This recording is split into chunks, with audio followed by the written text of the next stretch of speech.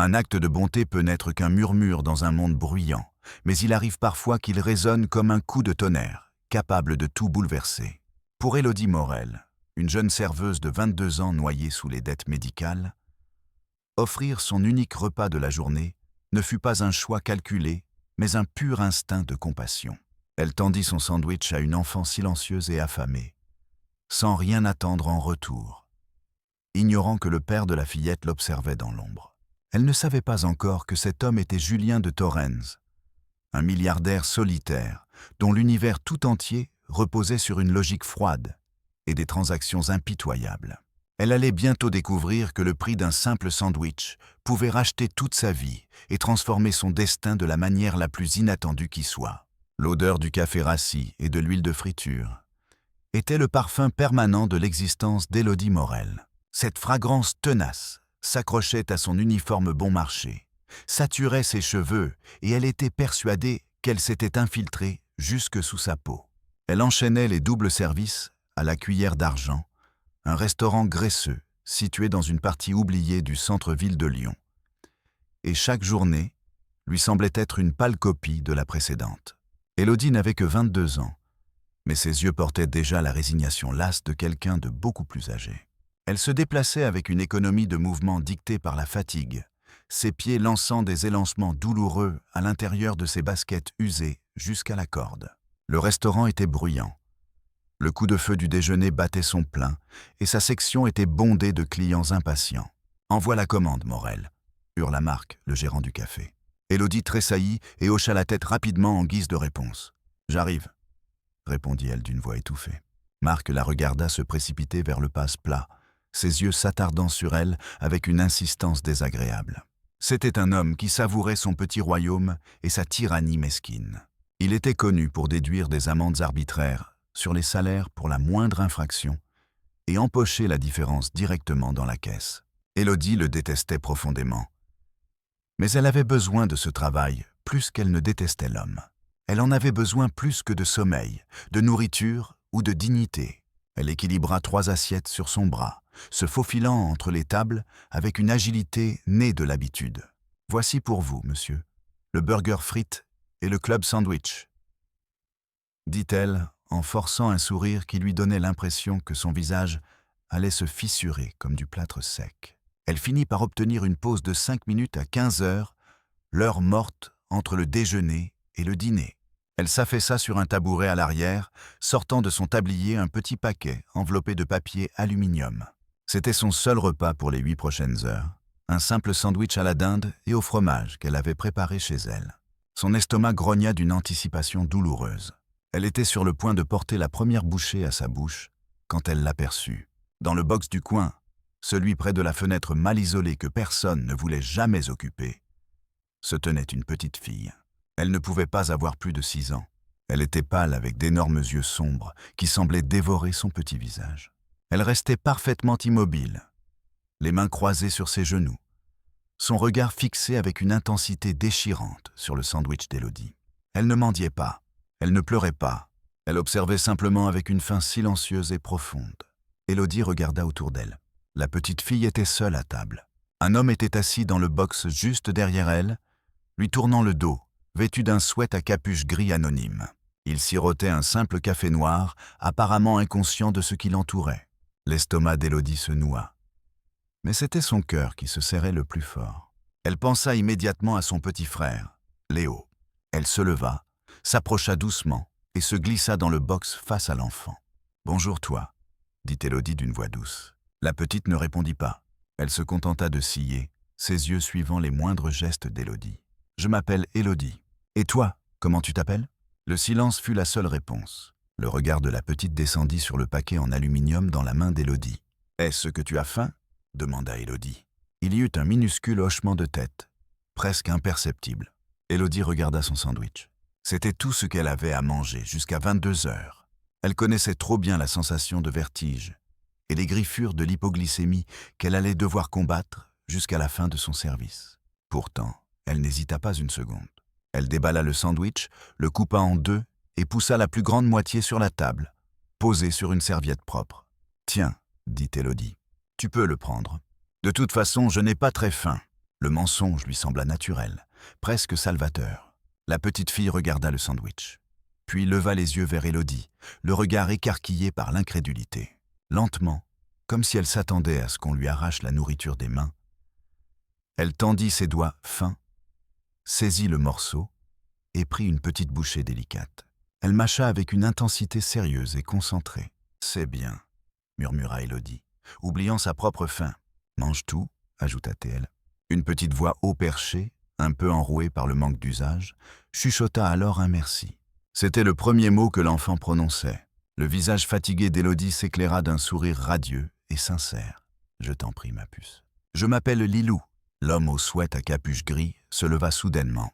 Élodie, surprise, ne l'avait pas entendu bouger. Il se tourna, et Élodie se retrouva face à quelqu'un qui ne semblait pas du tout à sa place dans ce décor délabré. Il était jeune, peut-être au milieu de la trentaine, avec un visage vif et intelligent caché sous l'ombre de sa capuche. Ses yeux étaient d'un bleu glacial perçant, et ils étaient fixés sur Élodie avec une intensité qui la fit rougir malgré elle. « Qu'est-ce que vous croyez faire ?» demanda-t-il. Sa voix était calme, mais elle coupa net le brouhaha du restaurant. Le sourire d'Élodie s'effaça instantanément. « Je suis désolé, monsieur. » Elle avait l'air d'avoir faim. « J'ai juste partagé mon sandwich avec elle. » L'homme, le père de Lilou, fixa le sandwich à moitié mangé, puis regarda Élodie.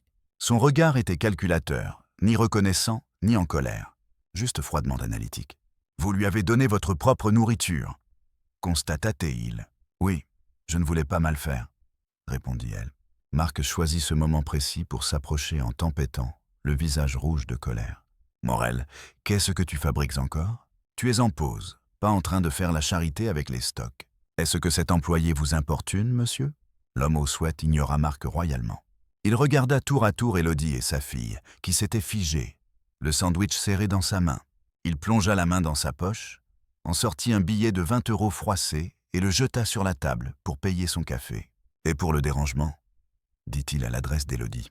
Il prit doucement la main de Lilou. « Viens, on y va. » Il guida la petite fille hors du box et se dirigea vers la porte. Lilou regarda par-dessus son épaule, ses yeux sombres verrouillés sur ceux d'Élodie, sa petite bouche encore tachée d'une trace de moutarde. Marc s'empara du billet sur la table. « Tu vois, tu harcèles les clients. Tu me fais perdre de l'argent. »« Je ne l'ai pas harcelé, » protesta Élodie. « Et ça, c'est quoi ?» aboya Marc en pointant les restes du sandwich sur la table. « Tu donnais de la nourriture du restaurant ?»« Non, Marc. C'était mon propre sandwich apporté de la maison. Je m'en fiche. On ne mange pas devant les clients et on ne fraternise certainement pas avec eux. Retourne au travail. Je déduis le prix de ce sandwich de ta paie. Vous ne pouvez pas faire ça, c'était à moi. Je peux et je le fais. C'est un écart d'inventaire. » ricana-t-il, sachant parfaitement que cela n'avait aucun sens. « Maintenant, la table 4 a besoin de café. Bouge-toi. » Les yeux d'Élodie brûlaient de larmes d'impuissance qu'elle refoula sauvagement. Elle regarda la porte par laquelle l'homme et sa fille avaient disparu. Il n'avait même pas dit merci.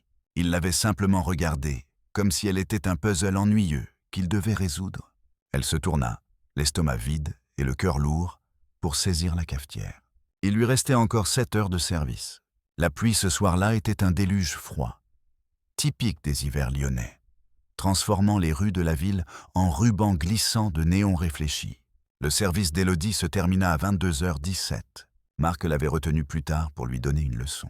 La leçon, pour autant qu'Élodie puisse en juger, était que son pouvoir était absolu et que la souffrance de ses employés était son divertissement favori. Ses pieds lui semblaient être 2 blocs de ciment, alors qu'elle parcourait à pied le 1,5 kilomètre, la séparant de son appartement, un vieil immeuble en briques, avec une lumière fluorescente vacillante dans le hall. Elle grimpa les 3 étages, l'odeur de choux bouillis et de plâtre humide remplissant ses poumons. Elle entra dans l'appartement 3B, un minuscule 2 pièces qu'elle partageait avec son frère. « Élodie, c'est toi !» La voix de Léo, mince mais toujours enjouée, provint du salon. Il était sur le canapé où il dormait désormais, enfoui sous une montagne de couvertures. Une lampe tamisée éclairait le carnet de croquis posé sur ses genoux. À 16 ans, il n'était que des angles et des articulations. Son corps frêle, mais son esprit vif et brillant. « Salut, microbe !» dit Élodie, en jetant ses clés et en retirant sa veste humide. « Tu devrais dormir. Je t'attendais. Comment s'est passée la journée ?» Est-ce que Marc a fini par exploser spontanément à cause de sa méchanceté? Élodie parvint à esquisser un rire faible. Pas aujourd'hui, malheureusement. Il a encore réduit ma paie. Le sourire de Léo disparut instantanément. Quoi? Pourquoi? Tu n'as rien cassé. C'est stupide. J'ai donné mon sandwich à une petite fille et il a appelé ça un écart d'inventaire. Il n'a pas le droit, Élodie. C'est du vol. C'est Marc, Léo. C'est sa façon de faire. Elle s'assit sur le bord de la table basse, se frottant les tempes. Le mal de tête dû à la faim était une pulsation sourde derrière ses yeux. « Tu as mangé ?»« Oui, j'ai fini la soupe. » Et il hésita. « Le courrier est arrivé ?» Le sang d'Élodie se glaça. Oh. Il désigna une pile d'enveloppes sur la table. Toutes étaient blanches. 2 étaient marquées d'un tampon rouge. Dernier avis. Elle en ramassa une. Service de facturation de l'hôpital femme-mère-enfant. L'autre provenait du programme de traitement expérimental. Elle l'ouvrit, les mains tremblantes. « Chère mademoiselle Morel, nous avons le plaisir de vous informer que Léo a été accepté comme candidat pour le protocole d'essai pour le syndrome hémolytique et urémique atypique. Cependant, comme convenu, le cycle initial et le séquençage génétique ne sont pas couverts par votre assurance. Le premier acompte-requis de 35 000 € est exigible avant la première perfusion prévue pour Élodie. » Arrêta de lire. 35 000 €. Cela aurait pu être 35 millions. L'effet aurait été le même. Elle gagnait un salaire de misère plus les quelques pourboires que Marc ne lui volait pas. À cet instant précis, elle avait 4 € sur son compte courant. Élodie. La voix de Léo était minuscule. « C'est grave, n'est-ce pas ?» Elle replia rapidement la lettre, forçant un autre sourire. « C'est bon. C'est juste de la logistique. J'appellerai demain. Je mettrai en place un plan de paiement. » « On n'a pas de plan, Élodie, » dit-il doucement, sa joie juvénile envolée. « Tu ne peux pas. Pas avec ce que tu gagnes. Peut-être. Peut-être que je devrais simplement arrêter. Ne t'avise jamais de dire ça. » Lança TL, la voix tranchante de peur. « Tu n'arrêtes rien du tout? Tu vas suivre ce traitement et tu vas guérir. Je prendrai un deuxième travail. Je vendrai la voiture. » « Tu as déjà vendu la voiture ?» Lui rappela-t-il doucement pour payer le dernier séjour à l'hôpital. Elle se laissa glisser au sol, toute combativité l'abandonnant. « Je trouverai une solution, Léo. Je le promets. Je finis toujours par trouver. Tu ne devrais pas avoir à le faire. » murmura-t-il en baissant les yeux vers son carnet. Ce n'est pas juste. Élodie n'avait pas de réponse à cela. Elle resta assise dans la pénombre de leur minuscule appartement, la facture médicale pesant comme du plomb dans sa main, sentant les murs se refermer sur elle. Le lendemain, elle se rendit au travail après seulement 3 heures de sommeil et l'estomac rempli d'eau du robinet. Elle allait supplier Marc de lui donner plus d'heures. Elle nettoierait les toilettes, récurerait les bacs à graisse, n'importe quoi. Elle le trouva dans son petit bureau encombré, comptant une liasse de billets de la caisse. « Marc, quoi ?» grogna-t-il sans lever les yeux. Je me demandais si je pouvais faire plus d'heures. N'importe quel service. Je suis prête à faire la fermeture tous les soirs ou à venir plus tôt pour la mise en place. J'ai vraiment besoin d'argent. » Marc s'arrêta de compter. Il se pencha en arrière dans sa chaise grinçante et la regarda. Un sourire lent et déplaisant s'étirant sur son visage. « Besoin de plus d'argent, hein? Les temps sont durs à la maison? C'est une question privée. S'il te plaît, Marc. Je serai ta meilleure employée. » « Ma meilleure employée, » s'amusa-t-il. « Ma meilleure employée ne donnerait pas de la nourriture gratuitement, n'est-ce pas? Ma meilleure employée ne fraterniserait pas avec les clients. C'était mon sandwich et je n'ai pas... » « Tu sais, Élodie, » dit-il en se penchant en avant, « il y a un moyen pour que tu gagnes plus d'argent. Un moyen pour que tu aies tous les services que tu veux. » Il pose sa main sur la sienne sur le bureau. Elle était moite et froide. Élodie recula brusquement, retirant sa main comme si elle avait été brûlée. « Ne me touchez pas. » Son sourire disparut. « Excusez-moi, je suis ici pour travailler. Je ne ferai pas. Je ne veux pas. »« Oh, je vois, » dit-il, sa voix devenant dure. « Tu es trop bien pour ça, c'est ça? Trop bien pour être gentil avec ton patron. Mais pas trop bien pour venir ici pleurer pour du travail? Je demande juste du travail honnête. » Eh bien, la réponse est non. Il se leva, gonflant le torse. « En fait, tu sais quoi? J'en ai assez de ton attitude. Tu es toujours lugubre. Tu n'as pas l'esprit d'équipe, et hier, c'était la goutte d'eau qui a fait déborder le vase. Tu es un boulet pour cette entreprise. » « Quoi? Qu'est-ce que vous dites? » « Je dis que tu es viré, Morel. Effet immédiat. Rends-moi ton tablier. » Le monde bascula autour d'elle. « Viré. Vous ne pouvez pas me virer. Je n'ai rien fait de mal. Je te vire pour vol, pour ce sandwich d'hier et pour insubordination. Maintenant, sors ou j'appelle la police pour te faire expulser pour violation de propriété.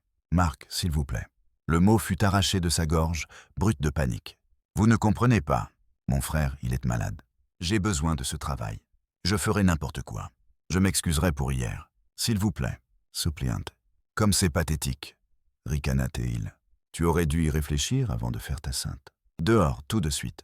Élodie resta figée une seconde, le sang bourdonnant dans ses oreilles. 35 000 € de dette, 42 € à la banque, et maintenant 0 revenu. La panique était si absolue qu'elle avait l'impression de suffoquer. Elle détacha machinalement son tablier, celui taché de café et de graisse, et le jeta sur son bureau. Elle ne dit plus un mot. Elle se tourna, sortit du bureau, passa devant les regards curieux des autres serveuses et franchit la porte d'entrée de la Cuillère d'Argent. Le soleil de 16 heures était éclatant, rendant le monde étrangement joyeux. Élodie se tenait sur le trottoir, sans emploi, sans espoir, et complètement, terrifiante seule. L'acte de bonté qui lui avait coûté la moitié d'un sandwich et une journée de paix venait de lui coûter absolument tout. Élodie rentra chez elle dans un état second. Chaque pas était un calcul mental désespéré. Combien de temps pouvons-nous tenir avec ce qu'il reste? Le loyer est dû dans une semaine.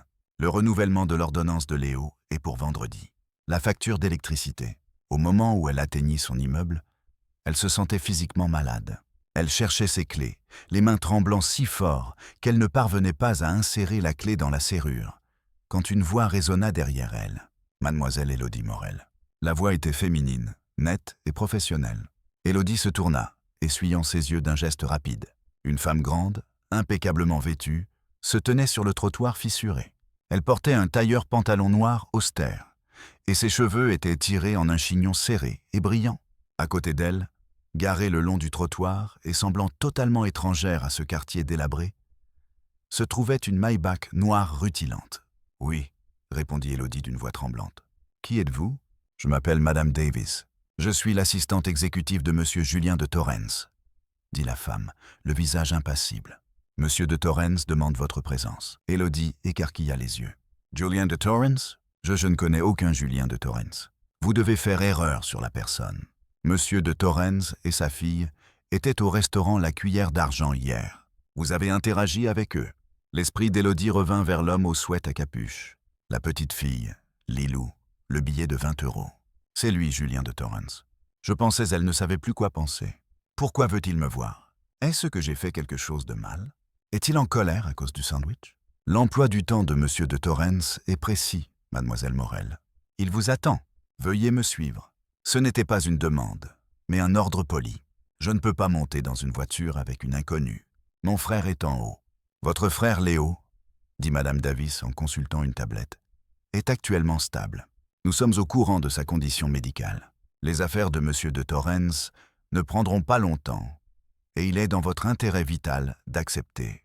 Un froid glacial, encore plus profond que sa panique face à Marc, s'empara d'Élodie. Nous sommes au courant de sa condition médicale. Comment pouvait-il savoir cela? Comment savez-vous pour Léo? Monsieur de Torrens est un homme méticuleux. Venez-vous? Élodie se sentait comme un pion dans un jeu qu'elle ne comprenait pas. Elle regarda la fenêtre de son appartement, puis l'imposante voiture. Quel choix avait-elle?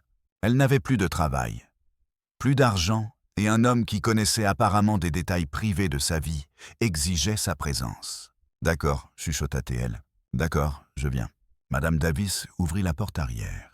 L'intérieur de la voiture sentait le cuir riche et la puissance feutrée.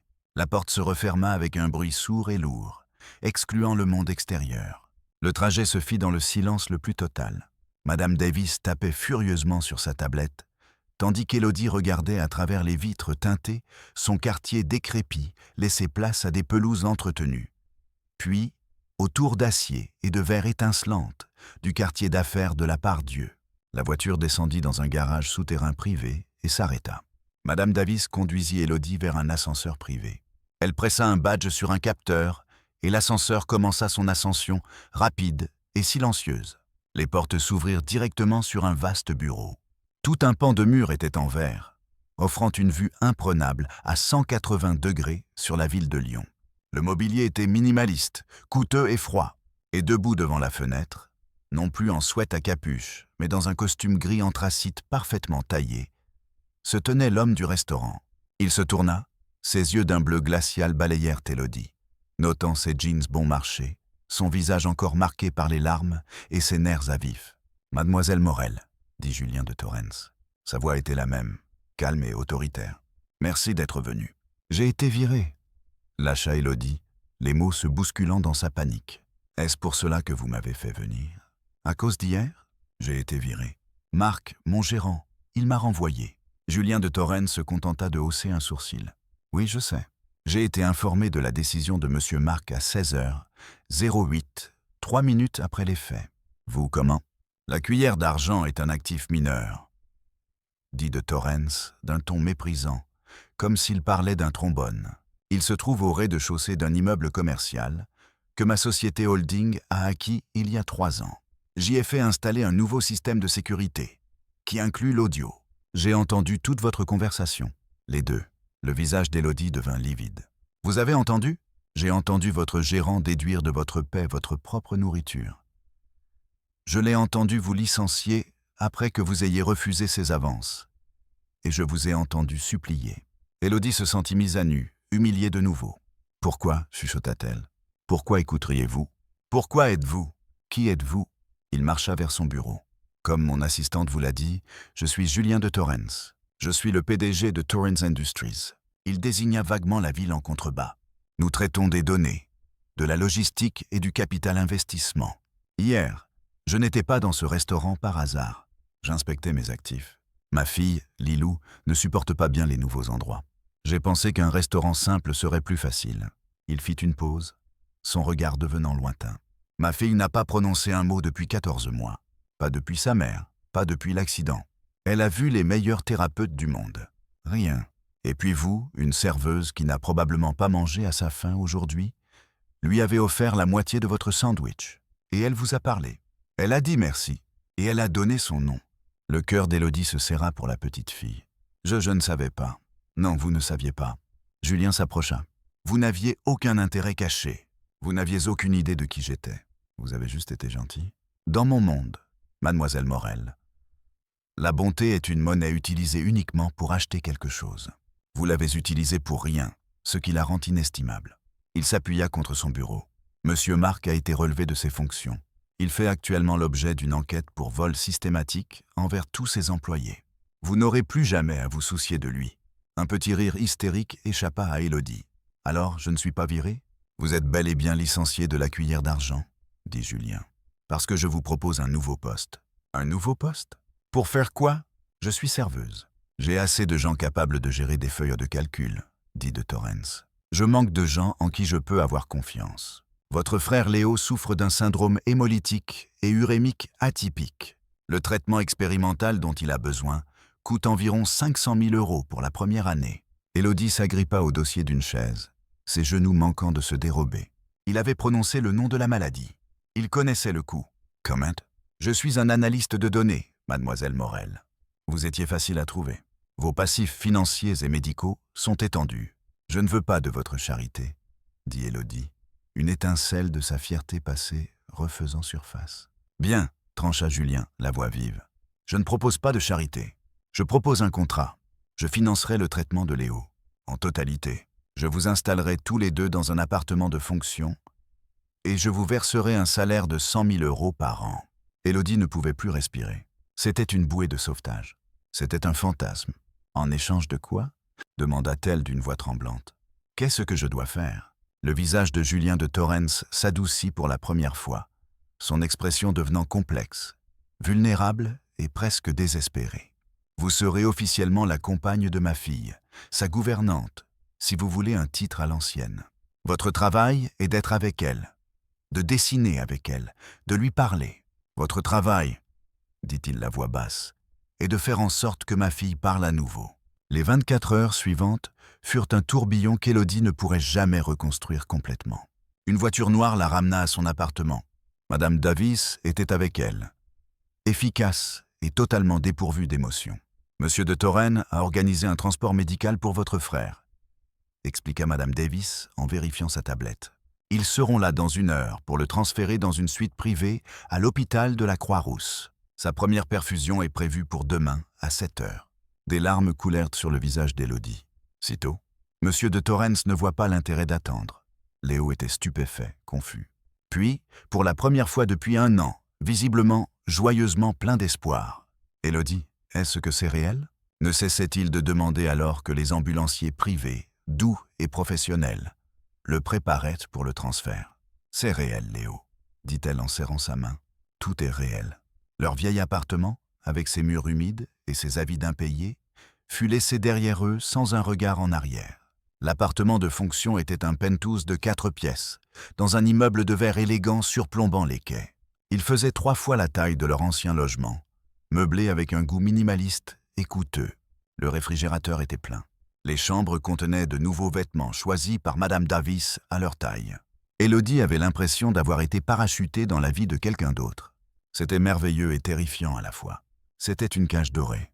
Le lendemain matin, après une nuit sans sommeil dans un lit qui ressemblait à un nuage, Élodie fut conduite à la tour Torrens. Cette fois, l'ascenseur l'emmena au penthouse résidentiel, un espace immense et silencieux perché au-dessus de la ville que Julien et Lilou appelèrent leur foyer. Lilou était dans une grande salle de jeu baignée de soleil, assise par terre avec une poupée. Une femme à l'air sévère en uniforme d'infirmière était assise dans un coin, lisant un magazine. « Lilou », dit doucement Élodie depuis le seuil de la porte. La tête de la petite fille se redressa brusquement, ses yeux sombres s'éclairant d'une étincelle de reconnaissance. Julien de Torrens sortit d'un bureau adjacent. « Madame Petro », dit-il à l'infirmière, « vos services ne sont plus requis. Madame Davis s'occupera de votre indemnité de départ. Vous pouvez partir. » L'infirmière parut choquée, puis en colère. Mais un seul regard sur le visage de Julien lui suffit pour hocher la tête, ramasser ses affaires et sortir. « Elle était avec Lilou depuis 6 mois, dit Julien d'une voix basse. Lilou ne l'a jamais regardé une seule fois. Il se tourna vers Élodie. « Elle est à vous, mademoiselle Morel. » Et sur ces mots, il retourna dans son bureau et ferma la porte. Élodie se retrouva seule avec l'enfant silencieuse. La pièce était remplie des jouets les plus chers qu'Élodie ait jamais vus. Une console de jeu de haute technologie, une maison de poupées de la taille d'une voiture, des piles de fournitures artistiques impeccables. Rien ne semblait avoir été touché. Élodie s'assit par terre à une distance respectueuse. « Salut, Lilou. Tu te souviens de moi au restaurant ?» Lilou hocha la tête, serrant sa poupée. « Ton papa m'a donné un nouveau travail. Je vais passer du temps avec toi. Ça te va ?» Lilou haussa les épaules. Mais ses yeux restèrent fixés sur Élodie. Élodie regarda les fournitures d'art inutilisées. « Tu sais » dit-elle en sortant un carnet de croquis professionnels et une boîte de fusains de l'étagère. « J'adorais dessiner quand j'étais petite. Mon frère, c'est lui le vrai artiste, mais j'aime bien griffonner. » Elle ouvrit le livre à une page blanche et, de mémoire, commença à dessiner. Elle esquissa le comptoir de la cuillère d'argent, les grandes urnes à café et le visage grincheux de Marc le gérant. Elle n'était pas une professionnelle, mais elle avait un certain talent pour capturer la vie. Lilou observait, sa curiosité prenant le dessus sur son immobilité. Elle se rapprocha, scrutant le dessin. Élodie dessina le box du coin. « C'est là que je t'ai vu », murmura-t-elle en traçant une petite silhouette. Puis elle dessina une seconde silhouette tenant un triangle. « Et ça, c'est moi. Et ça, c'est la partie la plus importante. » Elle dessina le sandwich. Lilou pointa le dessin d'elle-même. « Oui, c'est toi. » Élodie sourit. « Qu'est-ce que je devrais dessiner ensuite ?» Lilou resta silencieuse. Mais elle tendit un petit doigt et toucha le fusain dans la main d'Élodie. « Tu veux dessiner ?» Lilou hocha la tête. Élodie détacha une feuille propre et lui tendit le crayon. Lilou s'assit, son petit visage plissé par la concentration, et commença à dessiner. Elle dessina sa mère, une belle femme aux longs cheveux flottants, dans une voiture. Puis, elle griffonna violemment sur l'image, sa respiration se saccadant. Élodie posa doucement sa main sur celle de Lilou. « C'est bon, » chuchota-t-elle. « C'est normal d'être triste. » Lilou lâcha le crayon et, dans un mouvement soudain et bouleversant, se blottit sur les genoux d'Élodie, enfouit son visage dans le pull neuf de la jeune femme et commença à pleurer. C'étaient des sanglots silencieux et convulsifs qui secouaient tout son corps. Élodie se contenta de la bercer, ses propres yeux se remplissant de larmes. Elle la tint ainsi pendant longtemps, la berçant doucement, alors que le penthouse stérile et silencieux se remplissait du premier son humain authentique qu'il ait entendu depuis plus d'1 an. Depuis son bureau, la porte s'entr'ouvrit. Julien de Torrens observait la scène. Son visage était un masque de pierre, mais ses mains crispées sur le cadre de la porte étaient blanches de tension. Les jours se transformèrent en semaines. La vie d'Élodie trouva un nouveau rythme étrange. Les matinées et les après-midi étaient consacrés à Lilou. Elle dessinait, marchait dans le jardin privé sur le toit, lisait des histoires. Lilou ne parlait toujours pas par phrases complètes, mais elle commençait à murmurer des mots isolés. Dessin arbre. Triste, Élodie. Chaque mot était une victoire qu'Élodie rapportait à Julien. Il hochait la tête, ses yeux pleins de gratitude, mais il restait distant, professionnel. C'était un homme qui avait payé pour un service et qui le recevait. Les soirées d'Élodie se passaient à l'hôpital avec Léo. Le changement en lui était miraculeux. Les médecins étaient stupéfaits par sa réponse au traitement. Les couleurs revenaient sur ses joues. Son énergie était de retour. « C'est comme un miracle, Élodie, » dit-il un soir en lui tenant la main. « Ce monsieur de Torrens, c'est comme un super-héros. »« Il est complexe, Léo, » répondit Élodie. « Mais il t'a sauvé. C'est tout ce qui compte. Est-il gentil avec toi ? Il est poli. C'est mon patron, c'est tout. » Mais Élodie commençait à réaliser que ce n'était pas tout. Son titre officiel était gouvernante. Mais Julien avait commencé à lui poser des questions. Un soir, il la trouva dans la cuisine en train de préparer de vrais croque-monsieur pour elle et Lilou. Le personnel de cuisine avait été renvoyé pour la soirée. « Qu'est-ce que c'est » demanda-t-il. « Des croque-monsieur. Le réconfort ultime. Vous en voulez un ?» Il regarda le pain grillé simple et beurré comme s'il s'agissait d'un artefact extraterrestre. Il en accepta un. Il le mangea debout, les yeux fermés. « C'est, dit-il, meilleur que le menu dégustation à 400 € que j'ai pris hier soir. C'est juste du pain et du fromage, monsieur de Torrens. Julien, s'il vous plaît. » Il la regarda, une autre forme de calcul dans les yeux. « Vous avez une simplicité, une façon de traverser le bruit ambiant. Je trouve cela utile. Je ne suis pas sûr de comprendre. Ma société, dit-il, soumissionne pour un nouveau projet de revitalisation communautaire, un contrat de plusieurs milliards. Mon équipe de direction me présente des données depuis des semaines, des rendements, des incitations fiscales, des changements démographiques. Tout cela n'est que du bruit. » Il jeta un épais dossier financier sur l'îlot central en marbre. « J'ai écouté votre conversation avec Lilou aujourd'hui. Vous parliez de ce parc près de votre ancien appartement. Celui avec les balançoires cassées. Oh oui. Les enfants de l'immeuble l'appelaient le parc de la rouille. Ils préféraient jouer sur le trottoir. C'est dangereux. Mon équipe veut y construire des condos de luxe, dit Julien en l'observant. Qu'en pensez-vous ? Élodie sentit un éclair de son ancienne vie, celle de la serveuse qui voyait le monde d'en bas. Je pense, dit-elle prudemment, que les gens de votre équipe n'ont jamais eu à vivre dans un endroit pareil. Ces gens n'ont pas besoin de condos. Ils ont besoin d'un endroit sûr pour que leurs enfants jouent. Ils ont besoin d'un centre de santé. Ils ont besoin de beaucoup de choses, mais ils n'ont pas besoin de plus de verre et d'acier qu'ils ne pourront jamais s'offrir. Julien de Torrens la fixa, un sourire étrange et lent se dessinant sur son visage. « Madame Davis, appela-t-il, libérez ma matinée de demain et trouvez un nouveau tailleur à Mademoiselle Morel. Elle assistera à la réunion du conseil d'administration avec moi demain à 9 h. La salle du conseil chez Torrens Industries était située au 24e étage. C'était une caverne de bois sombre, de cuir noir et de technologie de pointe. Une immense table en obsidienne dominait la pièce, entourée de 20 des cadres les plus puissants de la région. Élodie, vêtue d'un tailleur gris élégant et terrifiantement cher choisi par Madame Davis, se sentait comme une enfant déguisée. Elle était assise directement à la droite de Julien, une place normalement réservée à son second. Elle sentait les regards des autres cadres, un mélange de confusion, de curiosité et, de la part d'une femme en particulier, un venin pur et non frelaté. Cette femme était Cyrielle de Vence, la directrice des opérations. Elle était belle, tranchante comme un éclat de verre et avait une réputation d'éviscération corporative. Elle s'était clairement attendue à occuper le siège d'Élodie. « Julien », dit Cyrielle, sa voix étant un ronronnement menaçant. Un nouveau visage, comme c'est rafraîchissant. « Voici Élodie Morel », dit Julien d'une voix monocorde, sans offrir d'autres explications. Elle est ici en tant que consultante sur le projet de rénovation urbaine. Commençons. Pendant l'heure qui suivit, Élodie écouta une langue qu'elle ne comprenait pas. Il parlait de financement par emprunt, de dérogation de zonage et d'optimisation optique. Cyrielle de Vence était brillante. Elle commandait la pièce. Sa présentation était sans faille, ses arguments inattaquables. Comme vous pouvez le voir, conclut Cyrielle en pointant un graphique complexe, en démolissant les structures existantes dans la zone insalubre et en érigeant les tours Torrens Ascendance. Nous verrons un retour sur investissement de 45% d'ici 3 ans, tout en bénéficiant de réductions fiscales municipales massives. Une présentation brillante, Cyrielle, comme toujours, dit Julien. Il se tourna ensuite, toute la salle suivant son regard, vers Élodie. Mademoiselle Morel, vos réflexions. Le sang d'Élodie ne fit qu'un tour. Toute la pièce était silencieuse. Le sourire figé de Cyrielle se crispa. La voix d'Élodie n'était qu'un couinement. Elle s'éclaircit la gorge. Elle pensa à Léo. Elle pensa à l'appartement froid. Elle pensa aux enfants affamés du parc de la Rouille. Je pense que vous appelez cela une zone insalubre. Mais des gens y vivent. Cyrielle laissa échapper un petit ricanement amusé.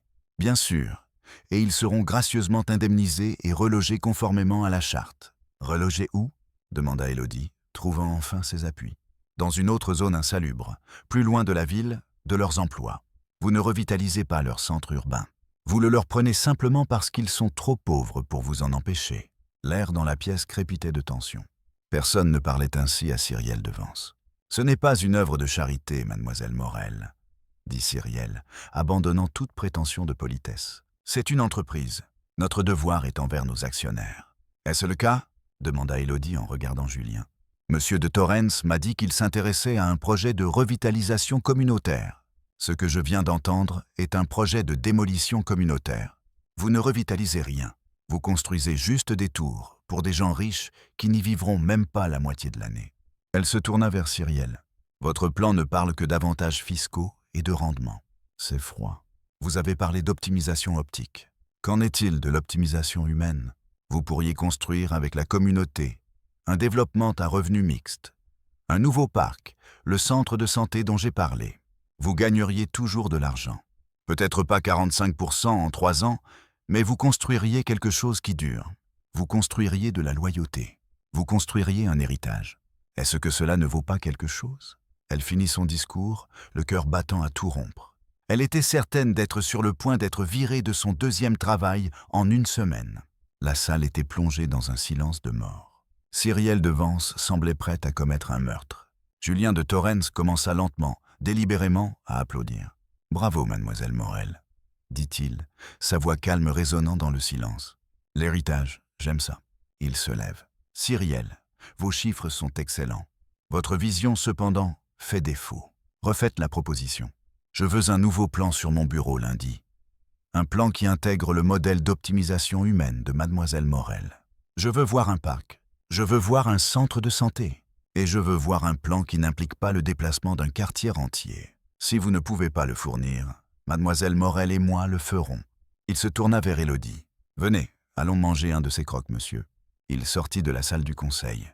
Élodie, tremblante, ramassa ses notes et se précipita derrière lui, évitant le regard de haine pure que Cyrielle de Vence lui lançait. La guerre avait commencé. Cyrielle n'était pas une femme habituée à perdre. Elle s'était frayé un chemin jusqu'au poste de directrice et était l'héritière présomptive de l'Empire Torrens. Maintenant, cette serveuse, cette fille naïve et sans éducation, l'avait humiliée devant le conseil d'administration et, pire encore, avait capté l'attention de Julien d'une manière que Cyrielle n'avait jamais connue. Cyrielle voyait en Élodie non seulement un obstacle, mais une menace existentielle. Elle commença son complot immédiatement. C'était aussi une analyste de données aguerrie. Elle consulta le dossier d'Élodie. Elle vit les dettes médicales. Elle vit le nom de Léo. Elle vit le virement massif d'1 demi-million d'euros du compte privé de Julien vers l'hôpital. C'est une croqueuse de diamants, pensa Cyrielle, une satisfaction vicieuse l'envahissant. Et elle est habile. Mais je le suis encore plus. Cyrielle ne voulait pas seulement qu'Élodie soit renvoyée. Elle voulait qu'elle soit détruite. Elle voulait l'humilier si complètement que Julien ne verrait en elle rien d'autre qu'une criminelle de droit commun. Elle se concentra sur Léo. Le traitement fonctionnait, mais il était encore fragile. Le désespoir d'Élodie pour son frère était son point faible. Cyrielle décida d'appuyer dessus. Elle passa un appel anonyme au service de facturation de l'hôpital, signalant le paiement de Torrens comme une erreur de conformité potentielle, faisant l'objet d'un audit interne. 2 jours plus tard, Élodie était à l'hôpital avec Léo, quand un administrateur entra dans la chambre. « Mademoiselle Morel, je crains que nous ayons un problème. Le financement du traitement de votre frère a été gelé en attendant un audit. Le monde d'Élodie s'arrêta. Quoi? Je l'ai? Pourquoi? Monsieur de Torrens a payé. Il y a une irrégularité. C'est tout ce que je peux dire. Tant qu'elle n'est pas levée, nous ne pouvons pas administrer la prochaine perfusion prévue pour demain. Vous ne pouvez pas faire ça, cria Élodie, la panique la saisissant. Il en a besoin. Ça lui sauve la vie. Je suis désolé. Nos mains sont liées. À moins que vous ne puissiez fournir le paiement de 80 000 € pour le prochain cycle d'ici demain matin. 42 000 €. Élodie sortit en courant de la chambre, les mains tremblantes, alors qu'elle composait le numéro de Julien. Julien, quelque chose ne va pas. L'hôpital. Ils ont gelé l'argent. Ils disent qu'il y a un audit. Ils ne donneront pas son médicament à Léo demain. Vous devez arranger ça, s'il vous plaît. La voix de Julien était froide. C'est impossible. Laissez-moi passer un appel. Il appela Madame Davis. Madame Davis appela l'hôpital. Mais Cyrielle avait été méticuleuse. Elle avait fait passer le signalement de conformité par un cabinet d'avocats externes. Ox, le liant dans une paperasse administrative que même Julien de Torrens ne pouvait trancher en 24 heures. C'est un bourbier bureaucratique, dit Julien à Élodie, la voix serrée par la frustration.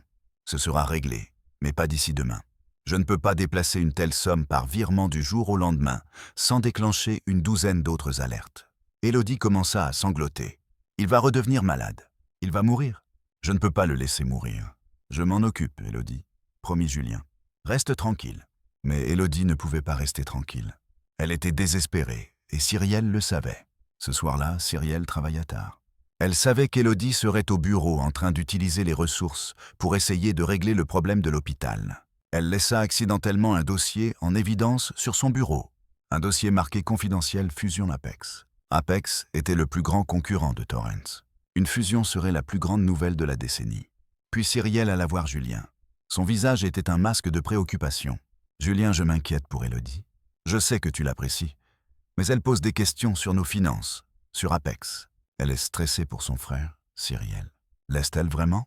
Ou son frère est-il le levier qu'elle utilise depuis le début? Réfléchis, tiens. Une rencontre fortuite dans un restaurant. Une fille qui se remet à parler comme par magie. C'est trop parfait. Elle est dans ta maison, dans ton entreprise. Et maintenant, elle est dans ta tête. » Le visage de Julien se durcit. « Qu'est-ce que tu suggères? » « Je suggère que tu t'es fait avoir. J'ai fait une vérification. Un petit compte offshore a été ouvert au nom d'Élodie il y a 2 jours. Un dépôt de 50 000 € y a été fait.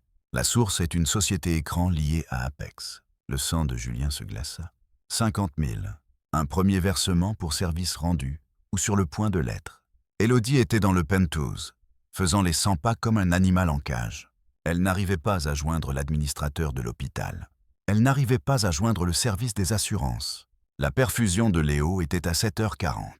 Il était 2h du matin. Elle devenait folle. Elle devait parler à Julien. Elle descendit à son bureau, mais il n'y était pas. Madame Davis avait dit qu'il était en réunion tardive. Au bureau, pensa Élodie. Peut-être est-il au bureau. Elle prit l'ascenseur privé pour descendre au 42e étage. Les bureaux de la société étaient sombres et silencieux. Elle se dirigea vers le bureau de Julien, ses pas résonnant sur le marbre. En passant devant le bureau de Cyrielle, elle le vit, le dossier posé bien en vue. Confidential Fusion Apex. Elle s'arrêta.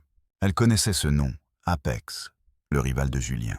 Il en avait parlé lors de la réunion, l'entreprise qu'il essayait de battre sur le projet urbain. Un sentiment de malaise la submergea. Est-ce que c'est ce qui l'occupe? Une fusion. Est-ce pour cela qu'il ne peut pas régler le financement de Léo? Elle ne toucha pas au dossier. Elle ne le ferait jamais. Mais elle resta là un instant, l'esprit tourbillonnant, reliant des points qui n'existaient pas. C'était donc ça le bourbier bureaucratique. C'était plus important que son frère. « Vous cherchez quelque chose ?» Élodie sursauta. Les lumières s'allumèrent brusquement. Julien de Torrens se tenait au bout du couloir. À ses côtés se trouvait Cyrielle de Vence, le visage empreint d'une fausse sympathie. Et derrière eux se tenaient 2 hommes en costume sombre. La sécurité de l'entreprise. « Julien, » dit Élodie, confuse. « Qu'est-ce qui se passe ?»« Je vous cherchais. L'hôpital. Je sais pourquoi tu es ici, Élodie. » La voix de Julien était sans vie. C'était une voix qu'elle n'avait jamais entendue. Totalement dépourvue de chaleur. C'était la voix du milliardaire, de l'exécuteur. « Quoi? J'avais confiance en toi, » dit-il en s'avançant vers elle. « Je t'ai accueilli chez moi. Je t'ai tout donné. Je ne comprends pas. Le dossier Apex, Élodie, ne joue pas à la plus bête. Ça ne te va pas. » Cyrielle fit un pas en avant. « Julien, Nous avons trouvé ceci sur son bureau au penthouse. Elle lui tendit un petit médaillon en cuir usé. La main d'Élodie vola à son cou. Il n'y était plus. Mon médaillon? Je le cherchais partout. Il a dû se casser. Il était sur son bureau, répéta Cyrielle, à côté de son ordinateur portable, qui était ouvert sur un serveur de courriel sécurisé et crypté. Quoi?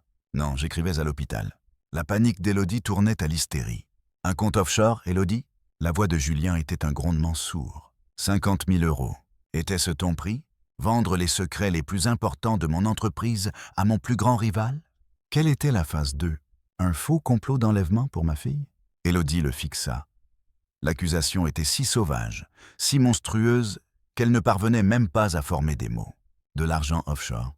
Julien, je vous le jure, je ne sais pas de quoi vous parlez. Tu avais besoin d'argent pour ton frère, intervint Cyrielle, la voix dégoulinante de pitié. Nous comprenons le désespoir, mais ceci est une trahison. Non, hurla Élodie, des larmes de terreur et de rage coulant sur son visage. Je ne ferai jamais ça. Léo, vous, Julien, vous me connaissez. Regardez-moi. Je ne suis pas cette personne. Je pensais te connaître, dit Julien. Il regarda le médaillon dans sa main. Il la regarda, son visage tordu par un masque de déception profonde et glaciale. Je pensais que tu étais la seule personne honnête dans ma vie. Tu n'étais que la meilleure menteuse que j'ai jamais rencontrée. Julien, je vous en prie, supplia-t-elle, un écho horrible de sa supplication envers Marc au restaurant. S'il vous plaît, vous devez me croire. Cyrielle, elle ment. Ce doit être elle. Cyrielle rit. Moi? Pourquoi ferais-je ça?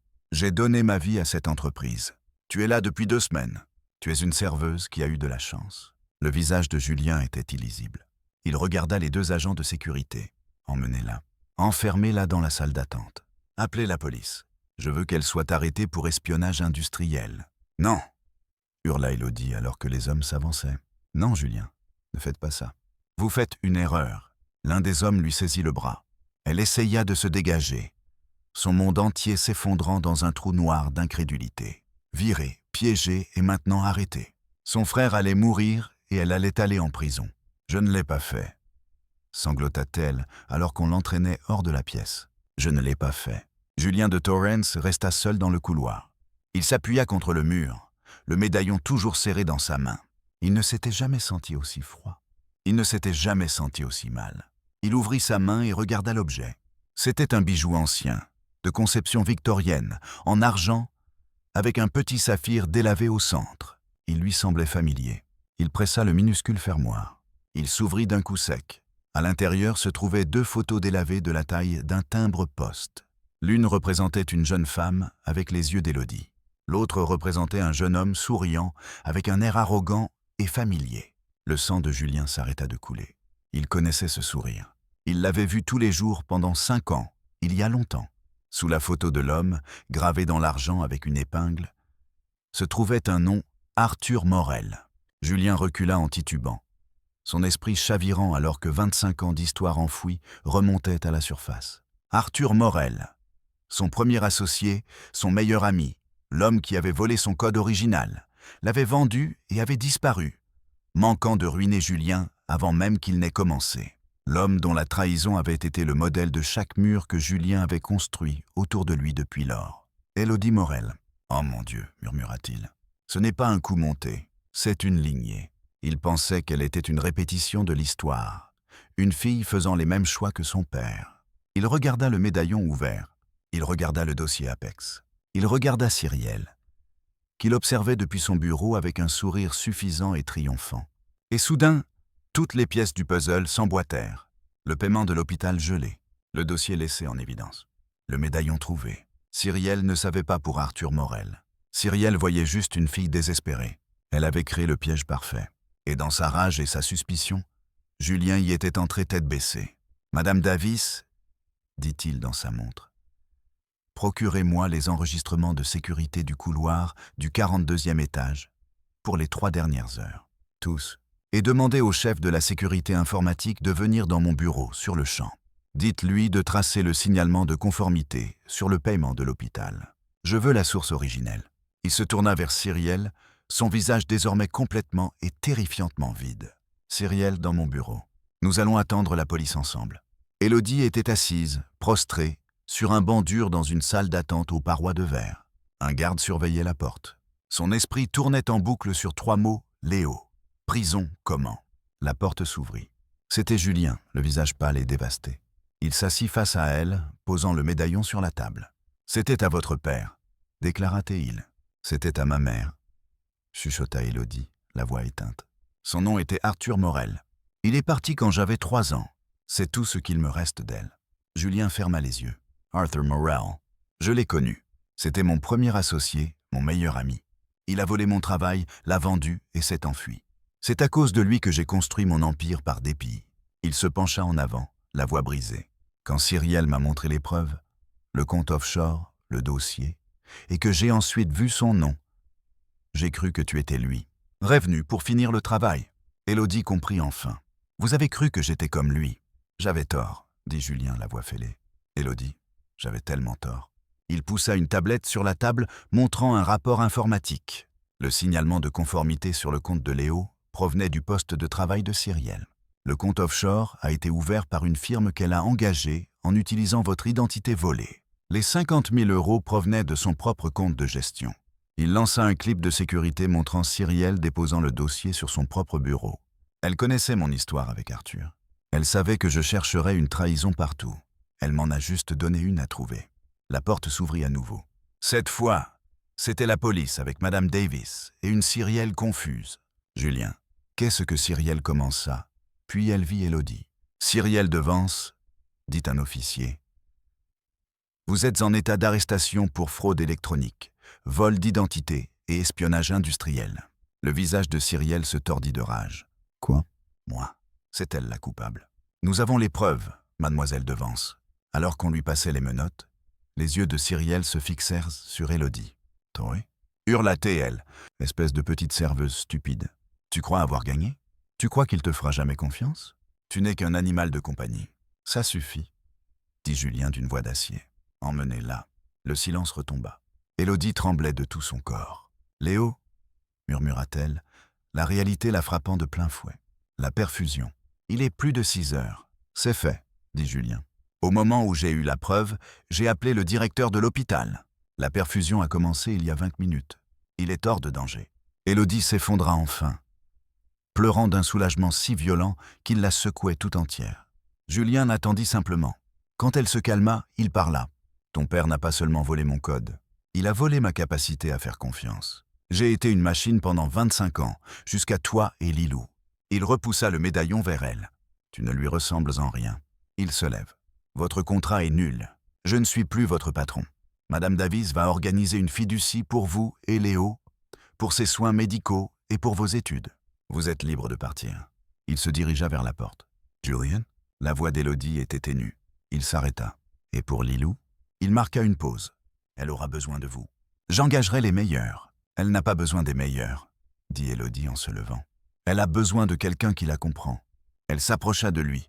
Vous avez raison. Je ne peux plus être votre employé. Mais nous n'en avons pas fini tous les deux. Enfin, si vous le voulez bien. Julien de Thorens se retourna. Le milliardaire avait disparu, remplacé par un homme égaré et fatigué. Je ne veux pas que ce soit fini, chuchota Théil. Moi non plus. Élodie esquissa un petit sourire épuisé. Maintenant, je dois aller voir mon frère. Et ensuite, je pense que Lilou et moi devrions dessiner. Nous avons beaucoup de choses à nous dire, Élodie, dit-il en posant doucement sa main sur son bras. Merci. C'est bon, dit-elle en couvrant sa main de la sienne. Vous pouvez garder l'autre moitié du sandwich. Ce moment unique dans le restaurant, le simple don d'un sandwich, n'était pas une fin. C'était un commencement. Il avait mis en mouvement une chaîne d'événements qui avait exposé la pourriture au sein d'une grande entreprise et les blessures profondes dans le cœur d'un homme. Élodie n'avait pas seulement trouvé un emploi, elle avait trouvé un but. Julien n'avait pas seulement trouvé une gouvernante. Il avait trouvé la seule personne capable de lui réapprendre à être un père. Et Lilou, au milieu de tout cela, avait retrouvé sa voie.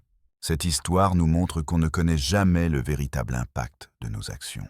Une petite bonté offerte sans attente de récompense peut être la clé qui déverrouille une cage dorée, expose une trahison amère et guérit une famille. Élodie, Julien et Léo furent tous sauvés. Non pas par les millions d'euros, mais par la seule chose qui soit véritablement inestimable, l'intégrité du cœur. Si cette histoire a touché votre âme, aidez-nous à la partager. Cliquez sur le bouton j'aime. Partagez ce récit avec quelqu'un qui a besoin de se rappeler que la gentillesse compte toujours. Et n'oubliez pas de rester à l'écoute pour d'autres histoires de vie qui vous feront réfléchir. Nous nous retrouverons très bientôt pour une nouvelle aventure humaine, empreinte d'émotion et de vérité. Car au bout de la nuit, la lumière finit toujours par percer pour ceux qui gardent espoir.